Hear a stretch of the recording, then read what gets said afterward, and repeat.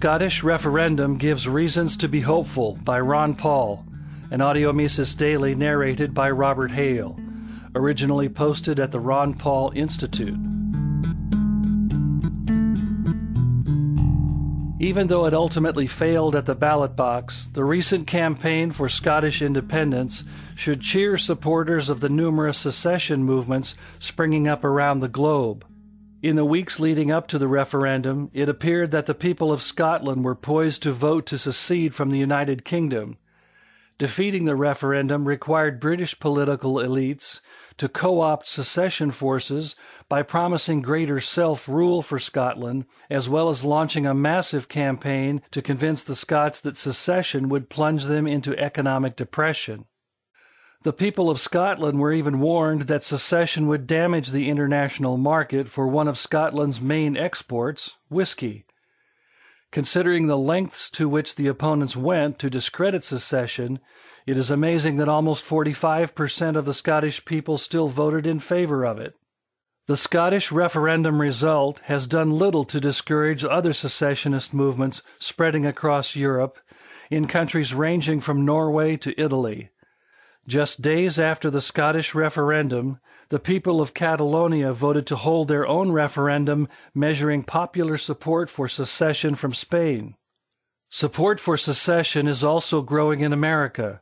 According to a recent poll, 1 in 4 Americans would support their state seceding from the federal government. Movements and organizations advocating that state governments secede from federal government, that local governments secede from state governments, or that local governments secede from both the federal and state governments are springing up around the country. This year, over 1 million Californians signed a ballot access petition in support of splitting California into 6 states.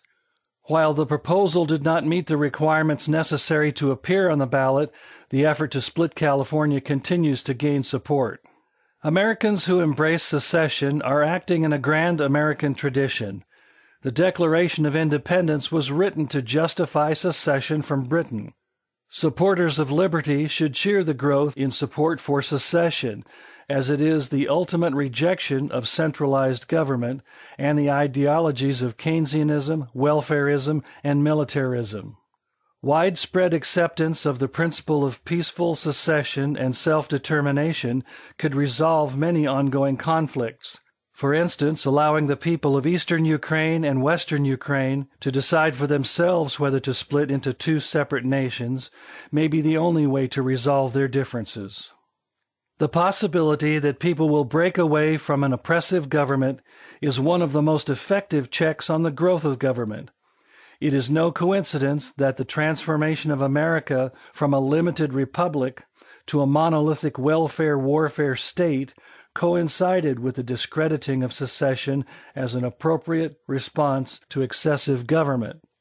Devolving government into smaller units promotes economic growth. The smaller the size of the government, the less power it has to hobble free enterprise with taxes and regulations. Just because people do not wish to live under the same government does not mean they are unwilling or unable to engage in mutually beneficial trade. By eliminating political conflicts, secession could actually make people more interested in trading with each other. Decentralizing government power would thus promote true free trade as opposed to managed trade controlled by bureaucrats, politicians, and special interests.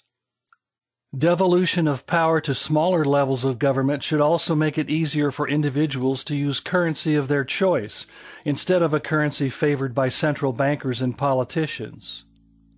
The growth of support for secession should cheer all supporters of freedom, as devolving power to smaller units of government is one of the best ways to guarantee peace, prosperity, and liberty, and even cheap whiskey.